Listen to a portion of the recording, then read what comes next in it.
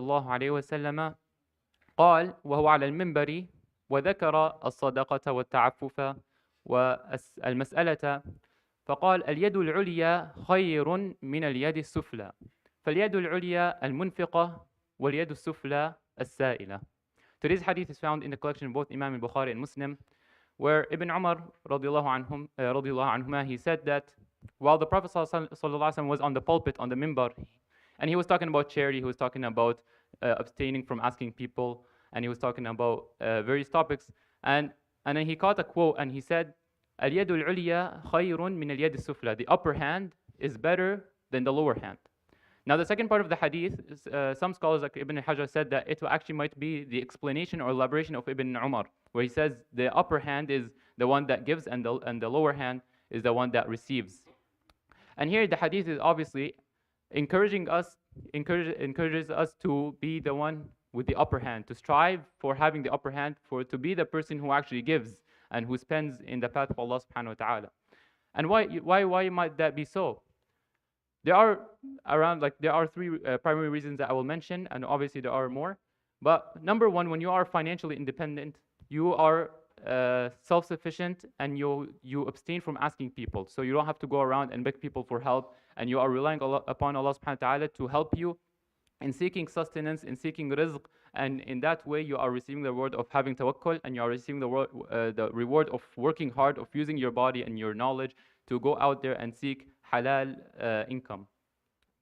Now, the second point is that when you have resources, when you have rizq, when you have money, you are able to help others. You're able to spend. Someone who doesn't have, is not financially well off, they're barely able to make ends meet, and they're not able to help others. And they're worried about their own concern and their own problems. But when you have excess resources, excess wealth, then you're able to look out for your brothers and your sisters and in your community, and you're able to help and fund projects. You're able to fund charity works. And that not only are you getting hasanat, and not only are you helping your brothers and sisters, but you're also purifying your heart from stinginess, because the nafs, the human soul, inclines towards stinginess and towards keeping money for itself. It wants to hoard everything to itself. So every time you contradict the nafs and you spend, then it's purifying the nafs from this act, this sin of the heart, and it actually makes you you cultivate this character or this value of generosity. So it becomes easy to give. Every time you have an income or you earn something, it becomes really easy to give, and you become like this famous Arabic saying that al-karimul asli kal-ghusni kullama hawa thimaran inhana. Like the person who is generous, every time they have fruit on every time the branch has fruit on the tree, then it inclines towards, or it falls down towards earth, and people are able to benefit from the branch or from the tree.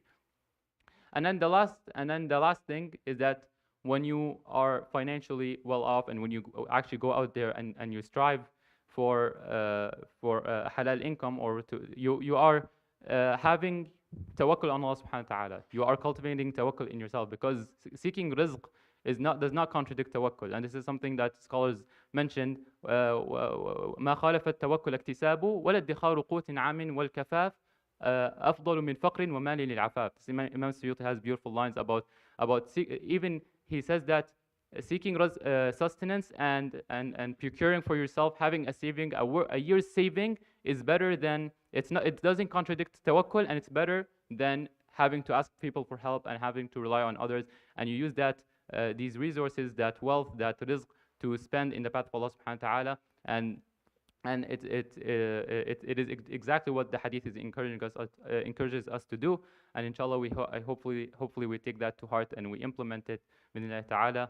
يروي الإمام والبخاري ومسلم في صحيحيهما عن عبد الله بن عمر رضي الله عنهما أن رسول الله صلى الله عليه وسلم قال وهو على المنبر وذكر الصدقة والتعفف والمسألة فقال اليد العليا خير من اليد السفلى فاليد العليا المنفقة واليد السفلى السائلة. صدق رسول الله صلى الله عليه وسلم. سبحانك اللهم وبحمدك أشهد أن لا إله إلا أنت أستغفرك وأتوب إليك. وصلى الله مع